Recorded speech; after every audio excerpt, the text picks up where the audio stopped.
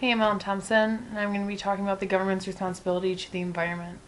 The government needs to regulate the economy through a variety of outputs to take care of the environment. Through balancing federal and local policies, the U.S. could become a safer, healthier, and more appealing place to live. Seems to be this idea that personal responsibility is where environmental protection stems from and where it should stay. Some issues with personal responsibility. We could use voting as an example. We should consider voting a responsibility because otherwise you don't have a true democracy and people still don't vote. We have activist groups solely devoted to getting people just to register to vote, not even pushing for a candidate. Another issue with voting is that not everything you vote for, even when the candidate becomes elected, happens. Currently, we're seeing progressive lefts criticizing Obama thus far in his presidency for not being progressive enough. Voting isn't always an option when it comes to environmental issues because we don't have many propositions on environmental issues on the ballot. For example, the Wisconsin DNR gets to decide whether or not to renew a permit for the Menominee Valley coal plant, which is the last coal firing plant here in Milwaukee, and there are more than 24,000 people living within a mile of it. And they don't get to vote whether or not it keeps going or not. The public's involvement of the decision process is basically boiled down to hearing on a cold, rainy Thursday night over at the DNR at North and MLK.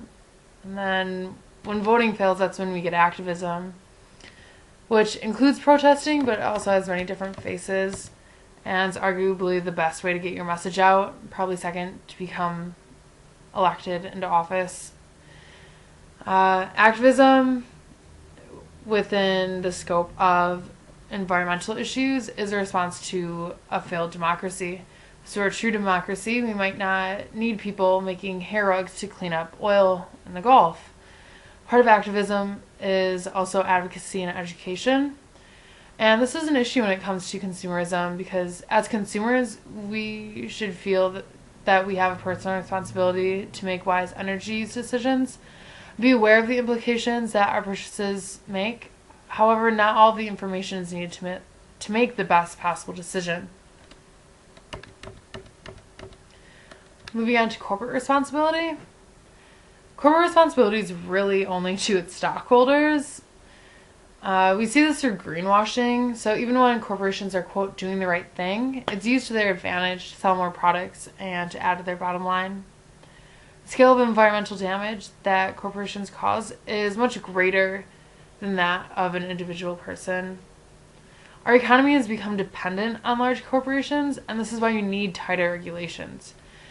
Issues such as oil spills, concentrated animal feeding operations or CAFOs, industrial pesticide use, and mountaintop removal for coal happen because of corporations. And unfortunately, some decisions, such as blowing off the top of a mountain, will last forever, or the forever as we know it. There's also a lot of double talk in the industry, and this relates back to greenwashing. Just corporations pretending to be much more, quote, green than they are. Perhaps you've heard about Ford's Fiesta car model that in Europe gets 65 miles per gallon but isn't available here in the US because it takes diesel.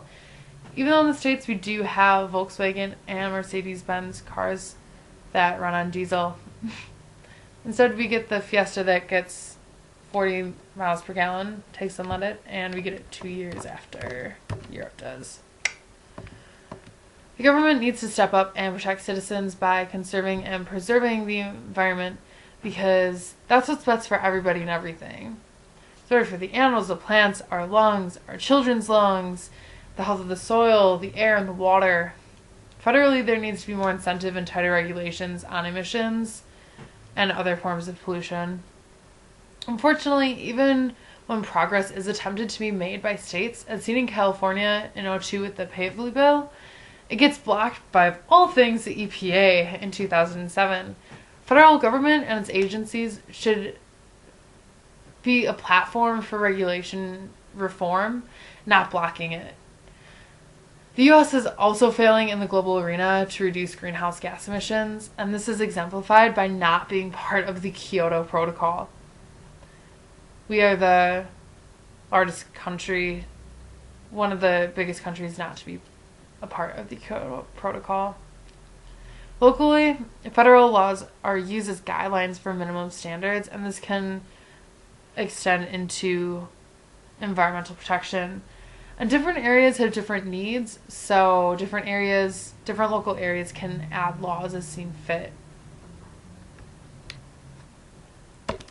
Moving on to some of the quotes.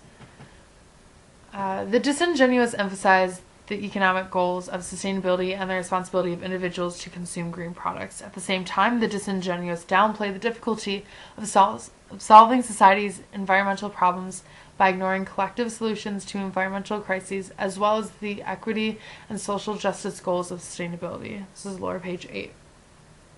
This reiterates what I was saying about consumerism and personal responsibility.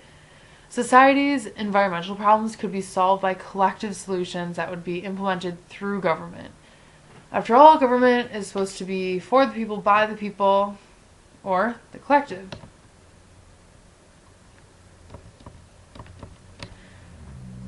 Quote number 2.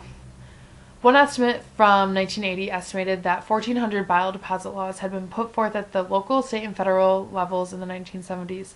As of 1983, however, there was no national law, and just 9 states had biodeposit laws on the books, a testament to the industry's clout on the issue. Even though 2 General Accounting Office reports showing that national bottle bill legislation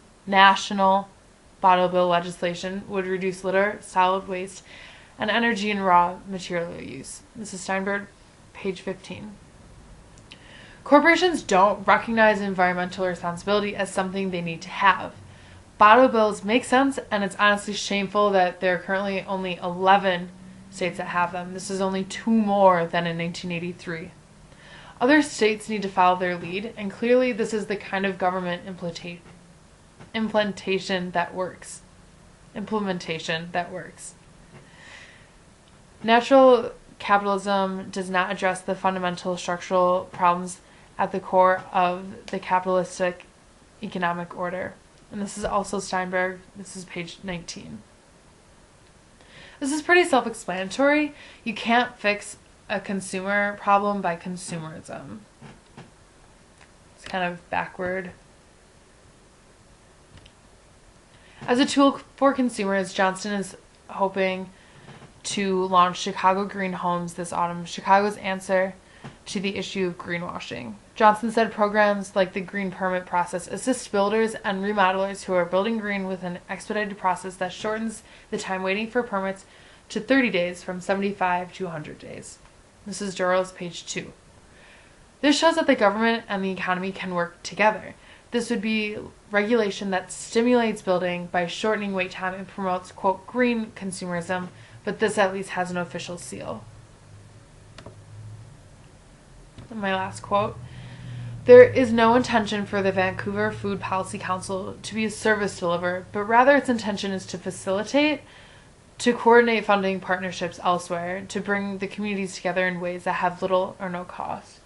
And this is Mendez, page 952. This is a great example of what local government can do in helping communities become more environmentally friendly, even using a food policy council as a model.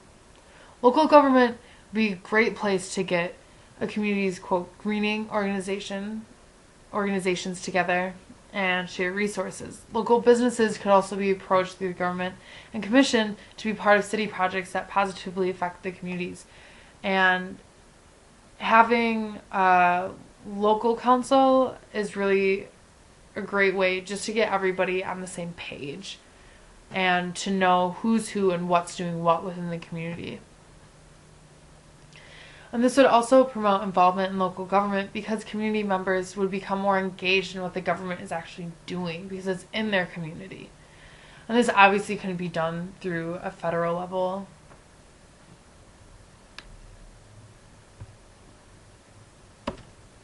How this affects me personally?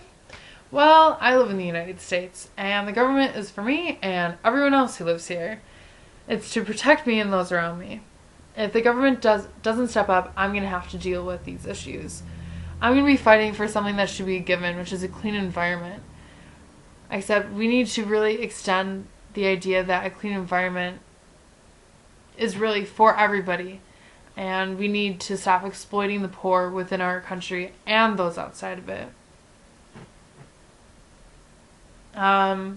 How else this affects me is that I like Earth and I want her to stay clean for the generations after I'm here. Fiscally, this affects me because I pay taxes.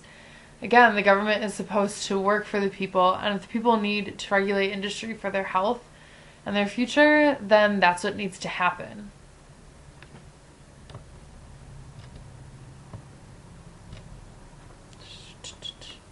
The middle picture there is the Menominee Valley coal plant, which is on the south side.